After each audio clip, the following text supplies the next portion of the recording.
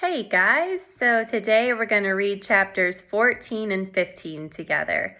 So 14 is Dr. Dorian. The next day was Saturday. Fern stood at the kitchen sink drying the breakfast dishes as her mother washed them. Mrs. Arable worked silently. She hoped Fern would go out and play with other children instead of heading for the Zuckerman's barn to sit and watch animals.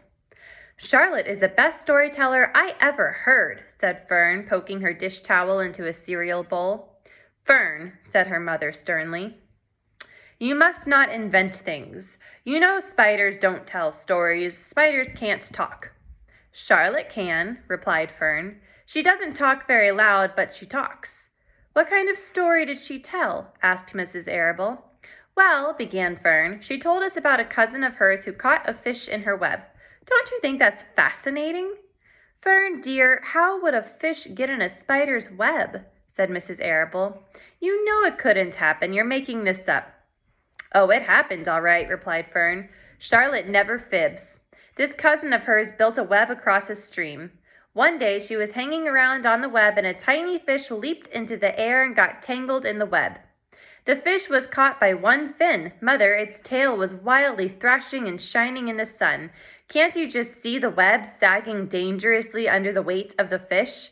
Charlotte's cousin kept slipping in, dodging out, and she was beaten mercilessly over the head by the wildly thrashing fish, dancing in, dancing out, throwing. Fern, snapped her mother. Stop it! Stop inventing these wild tales! I'm not inventing, said Fern. I'm just telling you the facts. What finally happened? Asked her mother, whose curiosity began to get the better of her. Charlotte's cousin won. She wrapped the fish up, then she ate him when she got good and ready. Spiders have to eat the same as the rest of us. Yes, I suppose they do, said Mrs. Arable vaguely. Charlotte has another cousin who is a balloonist. She stands on her head, lets out a long line, and is carried aloft on the wind. Mother, wouldn't you simply love to do that? Yes, I would, come to think of it, replied Mrs. Arable. But Fern, darling, I wish you would play outdoors today instead of going to Uncle Homer's barn. Find some of your playmates and do something nice outdoors. You're spending too much time in that barn. It isn't good for you to be alone so much. Alone, said Fern. Alone? My best friends are in the barn cellar. It's a very sociable place, not at all lonely. Fern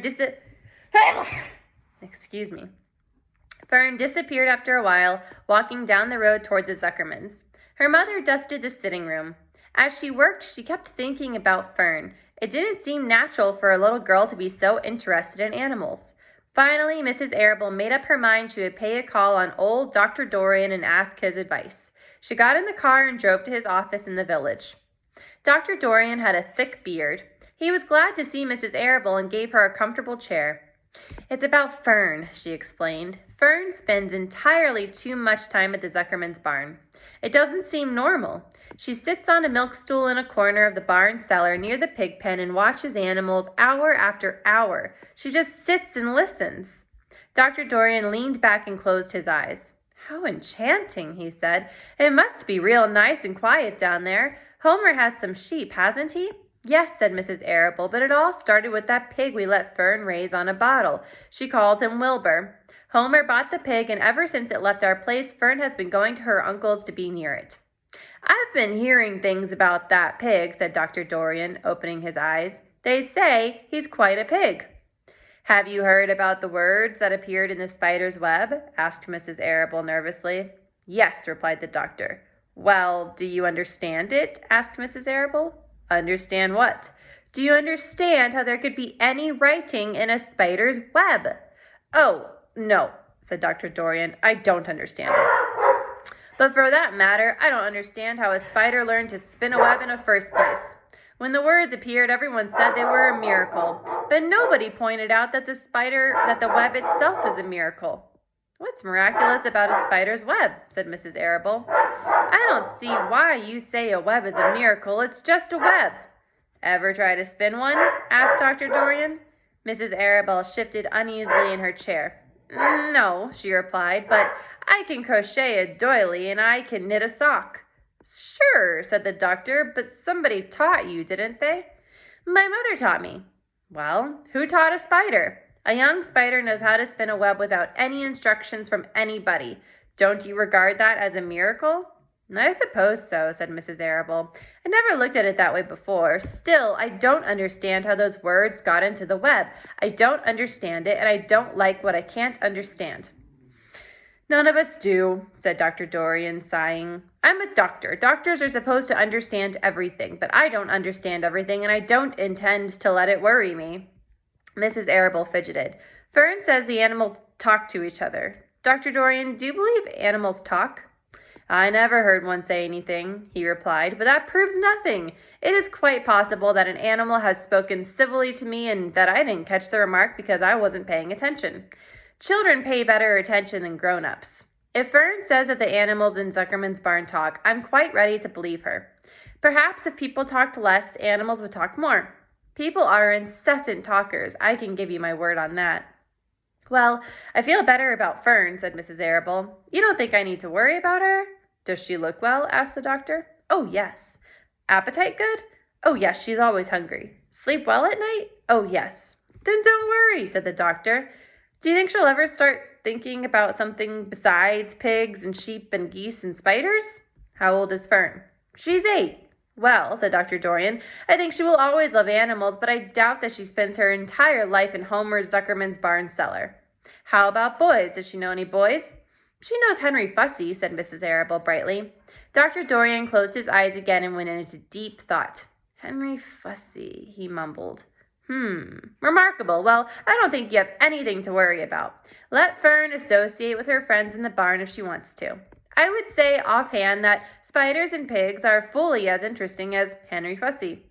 Yet I predict that the day will come when even Henry will drop some chance remark that catches Fern's attention. It's amazing how children change from year to year. How's Avery? He asked, opening his eyes wide. "Oh, Avery," chuckled Mrs. Arable. "Avery is always fine. Of course, he gets into poison ivy, and he gets stung by wasps and bees and brings frogs and snakes home and breaks everything he lays his hands on. He's fine." "Good," said the doctor. Mrs. Arable said goodbye and thanked Dr. Dorian very much for his advice. She felt greatly relieved. Chapter 15, The Crickets. The crickets sang in the grasses. They sang the song of summer's ending, a sad, monotonous song. "Summer is over and gone," they sang. "Over and gone, over and gone. Summer is dying, dying." The crickets felt it was their duty to warn everybody that summertime cannot last forever. Even on the most beautiful days in the whole year, the days when summer is changing into fall, the crickets spread rumor of sadness and change. Everybody heard the song of the crickets.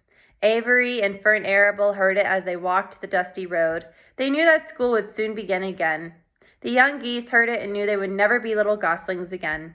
Charlotte heard it and knew that she hadn't much time left. Mr. Zuckerman, at work in the kitchen, heard the crickets, and a sadness came over her too. "Another summer gone," she sighed. Lurvy, at work building a crate for Wilbur, heard the song and knew it was time to dig potatoes. "Summer is over and gone," repeated the crickets. "How many nights till frost?" sang the crickets. "Goodbye, summer, goodbye, goodbye." The sheep heard the crickets, and they felt so uneasy they broke a hole in the pasture fence and wandered up into the field across the road. The gander discovered the hole and led his family through, and they walked to the orchard and ate the apples that were lying on the ground. A little maple tree in the swamp heard the cricket song and turned bright red with anxiety. Wilbur was now the center of attraction on the farm. Good food and regular hours were showing results. Wilbur was a pig any man would be proud of. One day, more than 100 people came to stand at his yard and admire him. Charlotte had written the word radiant, and Wilbur really looked radiant as he stood in the golden sunlight. Ever since the spider had befriended him, he had done his best to live up to his reputation. When Charlotte's Web said, "some pig," Wilbur had tried hard to look like some pig. When Charlotte's Web said, "terrific," Wilbur had tried to look terrific. And now that the web said radiant, he did everything possible to make himself glow. It is not easy to look radiant, but Wilbur threw himself into it with a will. He would turn his head slightly and blink his long eyelashes. Then he would breathe deeply. And when his audience grew bored, he would spring into the air and do a backflip with a half twist, and the crowd would yell and cheer. "How's that for a pig?" Mr. Zuckerman would ask, well pleased with himself. "That pig is radiant." Some of Wilbur's friends in the barn worried for fear all this attention would go to his head and make him stuck up. But it never did. Wilbur was modest. Fame did not spoil him. He still worried about the future, as he could hardly believe that a mere spider would be able to save his life. Sometimes at night he would have a bad dream. He would dream that men were coming to get him with knives and guns, but that was only a dream. In the daytime, Wilbur usually felt happy and confident. No pig ever had truer friends, and he realized that friendship is one of the most satisfying things in the world. Even the song of the crickets did not make Wilbur too sad. He knew it was almost time for the country fair, and he was looking forward to the trip. If he could distinguish himself at the fair and maybe win some prize money, he was sure Zuckerman would let him live. Charlotte had worries of her own, but she kept quiet about them. One morning, Wilbur asked her about the fair. "You're going with me, aren't you, Charlotte?" he said. "Well, I don't know," replied Charlotte. "The fair comes at a bad time for me. I shall find it inconvenient to leave home even for a few days." "Why?" asked Wilbur. "Oh, I just don't feel like leaving my web. Too much going on around here." "Please come with me," begged Wilbur. "I need you, Charlotte. I can't stand going to the fair without you. You've just got to come." "No," said Charlotte.